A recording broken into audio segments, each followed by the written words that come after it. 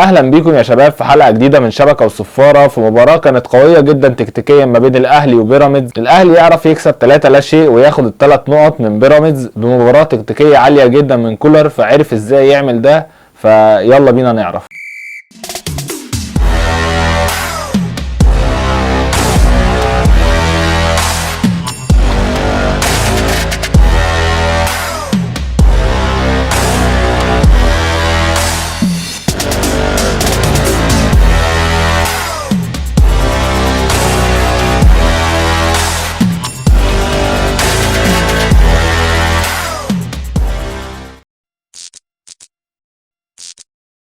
اول حاجه الاهلي بدأ المباراه 4-4-1-1 قدام بيراميدز اللي بيلعب 4-3-3. كولر عرف فعلا ازاي يقفل مفاتيح خطوره بيراميدز وعرف يقفل لهم انطلاقاتهم من على الاطراف فترات كتيره جدا. شفنا الاهلي بيلعب 6-3-1 بيلعب بستة على خط واحد في الدفاع زي في الصور اللي هبينها لحضراتكم. الاهلي غير الخطه بتاعته على مدار اللقاء اكتر من مره تتحول ل5 في الدفاع، مره تتحول ل6 في الدفاع، مرة تبقى 6-3-1 او 5-3-2 او 4-4-1-1. هي في الاول وفي الاخر كانت 4-4-1-1. وقفشه كان بيبقى صانع العاب الحر اللي بيرجع ويتقدم ويتحرك بحريه كبيره جدا في الملعب. وبرونو والشحات او برونو وكريم فؤاد في اول المباراه كان عندهم واجبات دفاعيه، كانوا بيرجعوا يكونوا اظهره للفريق في وسط ما محمد هاني وعلي معلول بيضموا للقلب كقلوب دفاع. كان الاهلي في فترات كتيره جدا يلعب ب4 دفاع، وكانت تتقلب الخطه لان محمد هاني وعلي معلول وياسر ابراهيم وعبد المنعم يبقوا قلوب دفاع في وسط ما برونو سافيو وكريم فؤاد او حسين الشحات يكونوا اظهره على ال4 دفاع دول. وده عمل مشكله كبيره لبيراميدز في ظل ان هو لما بيقابل تكتل دفاعي بيفتح الملعب للاخر. فدي كانت طريقه من الطرق اللي تقفل بيها خطوره بيراميدز، انك توسع الملعب دفاعيا. وناس كتير بتتكلم على ان برونو سافيو قدم مباراه سيئه، انا شايف عكس كده.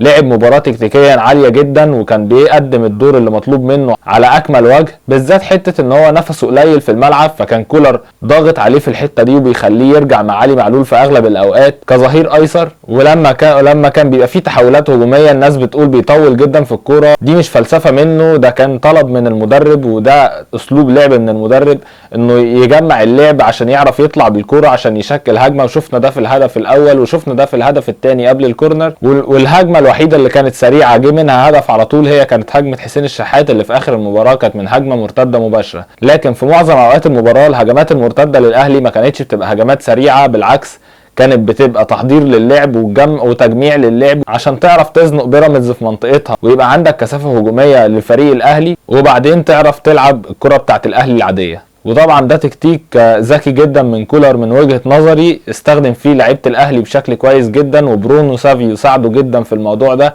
عكس ما الناس بتقول ان برونو قدم اداء مش حلو. كان فعلا بيعرف يستحوذ على الكوره ويعرف يجمع اللعب زي ما كولر طالب منه بالظبط. وشفنا حتى لما عبد القادر نزل ما كانش عارف يعمل الاداء اللي مطلوب منه بالظبط زي ما برونو كان عامله، ما كانش عارف يرجع يبقى ظهير شمال مع علي معلول، كان دايما بيبقى قدام علي معلول. وشفنا اكتر من فرصه تتلعب ناحيته بعد ما نزل، على عكس ما كان علي معلول وبرونو كانوا قافلينها، بس علي معلول ما كانش بيتمركز طول الماتش بشكل 10/10 طبعا كقلب دفاع رابع. وهنشوف ازاي كولر في الجول الاول والجول الثاني كان تقريبا نفس توزيع اللعيبه الهجومي قبل الكورنر بتاع حسين الشحات، تقريبا نفس التوزيع الهجومي في الهجمتين، وهبين لحضراتكم الكلام ده في الصور. وفي الاخر حابب اقول ان كولر فعلا ادار المباراه بشكل رائع جدا وعرف يحرج تكيس جونياس المدرب اللي فعلا بيقدم كره كويسه وكره مختلفه عن الدوري المصري. طبعا مع فرق المستوى بيقدم تكتيك قريب شويه من تكتيك جوارديولا، طبعا تاني مع فرق المستوى. بتكلم هنا في نقطه توسيع الملعب وانه يلعب ب4-3-3 ويقدم لعيبه منتصف الملعب انها تبقى مهاجمين زياده. ممكن نيجي لتقييم اللعيبه. انا من وجهه نظري الشناوي ما اختبرش، فممكن اديله 7/10. محمد هاني ياخد 6/10. ما كانش احسن حاجه وكان فيه باصات كتير غلط، لكن كان عامل مجهود عالي جدا يحترم ومن احسن الاداءات اللي شفناها له من فتره كبيره. عبد المنعم طبعا لعيب كبير جدا بيعرف يخرج بالكره من تحت ضغط، لكن بنشوفه ساعات بيطول بالكره ولازم الحته دي تتعالج عنده عشان يبقى فعلا مدافع على مستوى عالي جدا. وياسر ابراهيم لازم يطور الباصات عنده شويه لان احنا خسرنا افريقيا بسبب باصاته دي، ودخل في الاهلي اهداف كتير باخطاء من ياسر ابراهيم في الباص. فلازم ياسر ابراهيم يطور النقطه دي، وبرضه هيبقى مهاجم قوي جدا لو طور النقطه دي. او ممكن كولر يضطر يعمل صفقه لقلب دفاع قوي جنب عبد المنعم. وعلي معلول طبعا لعب مباراه قويه، لكن دفاعيا زي ما قلنا ما كانش احسن حاجه، فبرضه هديله 6/10. لعيبه نص الملعب اليو ديانج 7/10. عمرو السولية طبعا نجم المباراه ياخد 9/10، سجل هدفين وكان بيقدم اللي كولر طالبه منه بالحرف الواحد. محمد مجدي قفشه طبعا مستواه مش موجود بقاله فتره كبيره، وبيقدم اداء مش احسن حاجه بقاله فتره كبيره.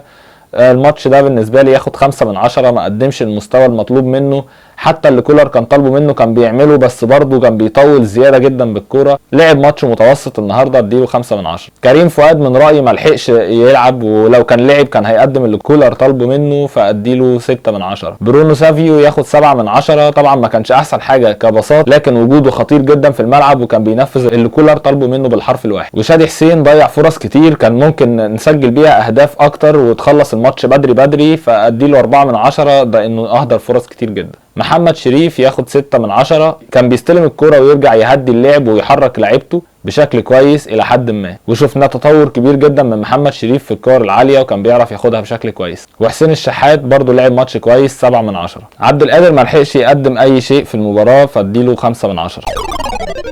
بس ومش عايز اطول على حضراتكم، في الاخر الاهلي عرف يكسب ال3 نقط ويكسب 3 لا شيء، وعرف يلعب الماتش وعرف من اين تؤكل الكتف، ولعب مباراه من وجهه نظري باداء كويس جدا وتكتيك كويس جدا من كولر واداء كويس من اللعيبه. فده اللي كان عندنا في الحلقه. لو الحلقه عجبتكم والشرح بتاع التكتيك عجبكم، اتمنى تدعموني بلايك وكومنت وسبسكرايب وشير. بس يلا سلام.